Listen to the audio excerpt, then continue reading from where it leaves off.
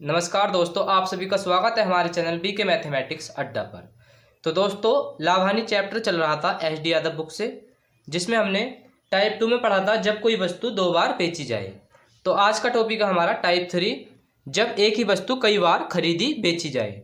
जिसमें पहला सवाल है, राम ने एक साइकिल 1000 रुपये में खरीदा और 20% लाभ लेकर उसे श्याम को बेच दिया। श्याम ने 10% का घाटा सहकर उसे मोहन को बेच दिया। बताइए मोहन ने साइकिल कितने रुपए में खरीदा।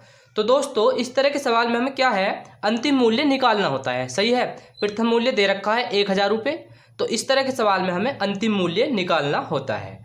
तो दोस्तों, अंतिम मूल्य बराबर होता है, अंतिम मूल्य बराबर होता है प्रथम मूल्य। सही है, प्रथम मूल्य गुणे में पहला प्रतिशत, गुणे में पहला प्रतिशत और गुणे में दूसरा प्रतिशत, गुणे में दूसरा प्रतिशत और गुणे में तीसरा प्रतिशत, गुणे में तीसरा प्रतिशत। इसी प्रकार डॉट डॉट आगे तक रहेगा। तो दोस्तों, इसमें अंतिम मूल्य जो है ना, ये पूछा गया है मोहन ने साइकिल कितने रुपए में खरीदा, तो यही हमारा अंतिम मूल्य होगा। तो ये अंतिम मूल्य पूछा गया है सवाल में। तो चलिए निकालते हैं, इसमें मान रख देते हैं। तो अंतिम मूल्य बराबर हो जाएगा, अंतिम मूल्य बराबर हो जाएगा प्रथम मूल्य। प्रथम मूल्य कितना है, राम ने एक साइकिल 1000 रुपये में खरीदा। 1000 जो होगा ये प्रथम मूल्य होगा। तो प्रथम मूल्य कितना है, 1000 गुणे में पहला प्रतिशत, पहला प्रतिशत कितना है, 20% का लाभ हो रहा है। लाभ हो रहा है तो वैल्यू में 100 ऐड होगा, तो ये हो जाएगा 120, और प्रतिशत है तो बटे में 100 हो जाएगा, तो ये हो जाएगा 120/100। गुणे में दूसरा प्रतिशत, दूसरा प्रतिशत कितना है, 10% का घाटा हो रहा है। तो घाटा हो रहा है तो कितना हो जाएगा, ये 90/100। चलिए अभी से सोल्व कर लेते हैं। 2 जीरो से 2 जीरो खत्म हो जाएंगे, इन 2 जीरो से 1 और 1 2 जीरो ये खत्म। तो ये हो जाएगा 10 गुणे में 12 नंबर कितना हो जाएगा, 108 हो जाएगा। तो दोस्तों हमारा फाइनली आंसर आ जाएगा 1080। तो अंतिम मूल्य कितना है, 1080। तो हम कह सकते हैं दोस्तों, मोहन ने साइकिल 1080 रुपये में खरीदा। चलिए अपना दूसरा सवाल करते हैं। तो दोस्तों हमारा अगला सवाल है, रीता ने एक मकान 4 लाख रुपए में खरीदा।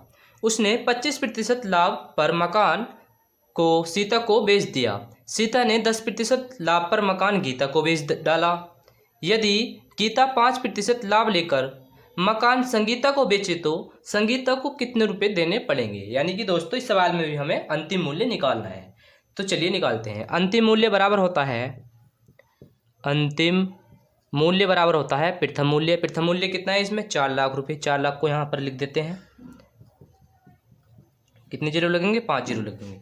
गुणे में पहला प्रतिशत, पहला प्रतिशत कितना है, 25% का लाभ हो रहा है, तो कितना हो जाएगा 125/100।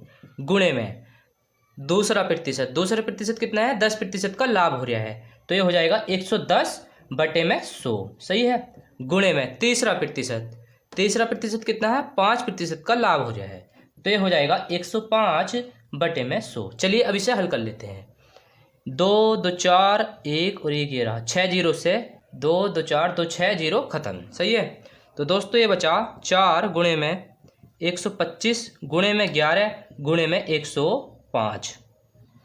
125 चौके हो जाएगा 500 गुणे में 11 गुणे में 105। चलिए अब इस 5 की गुणा इस 105 में कर लेते हैं। तो 105 पंजे हो जाएगा 525, और 2 जीरो ये रहे, 1 और 1 2 जीरो, और गुणे में कितना है 11। अब इस 11 की गुणा इसमें कर लेते हैं। 11 की गुणा जीरो में होगी, कितना हो जाएगा 0 0। 11 पंजे 55 का 5, हासिल लगे 5। 11 दूनी 22 और 5 27, 27 का 7, हासिल लगे 2। 11 पंजे 55, 55 और 2 कितना हो जाएगा दोस्तों, 57। तो दोस्तों फाइनली हमारा आंसर बन जाएगा 5,77,500 हमारा आंसर बन जाएगा। तो दोस्तों इसी तरह से आप सवाल नंबर 3 4 को कर सकते हैं। चलिए अब हम शुरू करते हैं अपना टाइप 4, जब कोई वस्तु कम या अधिक में बेची जाए। तो दोस्तों टाइप 4 है, जब कोई वस्तु कम या अधिक में बेची जाए। इसमें पहला सवाल है, एक व्यक्ति अपना सामान 10% लाभ पर बेचता है। यदि वह 15% लाभ पर बेचता तो उसे 200 रुपये अधिक मिलते। सामान का क्रय मूल्य याद कीजिए। तो दोस्तों इस सवाल को हल करने से पहले मैं आपको एक बात बतला दूं कि जो क्रय मूल्य होता है वो अपने आप में 100% होता है। क्रय मूल्य क्या होता है? अपने आप में 100% होता है। सही है। चलिए अब इस सवाल को हल करते हैं। तो दोस्तों सवाल में दिया गया है, एक व्यक्ति अपना सामान 10% लाभ पर बेचता है। कितने पर बेचता है? 10% लाभ पर बेचता है। सही है। यदि वह 15% लाभ पर बेचता तो कितने पर? 15% लाभ पर बेचता तो उसे 200 रुपये अधिक मिलते। पहले कितने में बेच रहा था वो? 10% लाभ पर बेच रहा था। अब कितने में बेच रहा है? 15% लाभ पर बेच रहा है। कितने का अंतर आया? 5% का अंतर आया। तो भैया ये 5% जो है इस 200 के ही तो बराबर है। सही है। 5% जो बराबर है वो 200 के बराबर है। तो हमें 100% की वैल्यू निकालनी है, यानी कि क्रय मूल्य निकालना है। तो 5% बराबर है 200 के, तो 100% बराबर हो जाएगा 200 बटे में 5 और गुणे में 100। सही है। 5 से कट जाएगा, 5 चौक 20, 40। तो दोस्तों हमारा आंसर आ जाएगा 40 गुणे में 100 हो जाएगा 4000। 4000 हमारा क्रय मूल्य हो जाएगा। चलिए अपना अगला सवाल करते हैं। दोस्तों हमारा अगला सवाल है सवाल नंबर 2।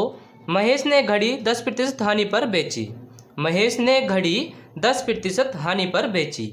यदि वह उसे 5% हानि पर बेचता तो उसे 60 रुपये अधिक मिलते। महेश ने घड़ी कितने रुपए में खरीदी थी? यानी कि घड़ी का हमें क्या निकालना है? क्रय मूल्य हमें निकालना है इस सवाल में। तो चलिए दोस्तों सवाल को हल करते हैं। महेश ने घड़ी 10% हानि पर बेची। हानि यानी कि माइनस, 10% हानि पर बेची। यदि वह उसे 5% हानि पर बेचता, कितने पर? 5% हानि पर बेचता तो उसे 60 रुपये अधिक मिलते। तो इन दोनों का अंतर कितना है? 5% है। सही है। 5% है। पहले 10% हानि पर बेच रहा था। अगर वह 5% हानि पर बेचता तो उसे कितने रुपये अधिक मिलते? 60 रुपये। तो 5% कितने के बराबर होगा? 60 के बराबर होगा। तो 100% हमें इसमें निकालना है। तो 5% बराबर है 60 के, तो 100% बराबर हो जाएगा, यानी कि 100% हो जाएगा 60 बटे में 5 गुणे में 100। तो 5 से कट जाएगा, 12 पंजे 60। तो दोस्तों हमारा आंसर आ जाएगा 12 गुणे में 100 कितना हो जाएगा? 1200 हमारा आंसर हो जाएगा। तो दोस्तों इसी प्रकार से आप सवाल नंबर 3, 4 और 5 को हल कर सकते हैं। बस आपको एक बात ध्यान में रखनी है, ये अंतर ध्यान में रखना है। अगर -10 से -5 में जाएंगे तो 5 का अंतर आएगा। सही है। अगर हम -10 से +10 में आएंगे तो कितने का अंतर आएगा? 20 का अंतर आएगा, क्योंकि -10 से पहले तो 0 तक आएंगे। सही है। पहले 0 तक आएंगे और फिर 0 से +10 तक जाएंगे तो कितने का अंतर आएगा? 20 का अंतर आएगा। और ये जो अंतर होता है ना बराबर, ये होता है जो संख्या दी रहती है, जैसे कि यहाँ पर 60 दिया था और पिछले सवाल में दिया था 200, उसके बराबर होता है। और हमें क्या निकालना होता है? 100% निकालना होता है।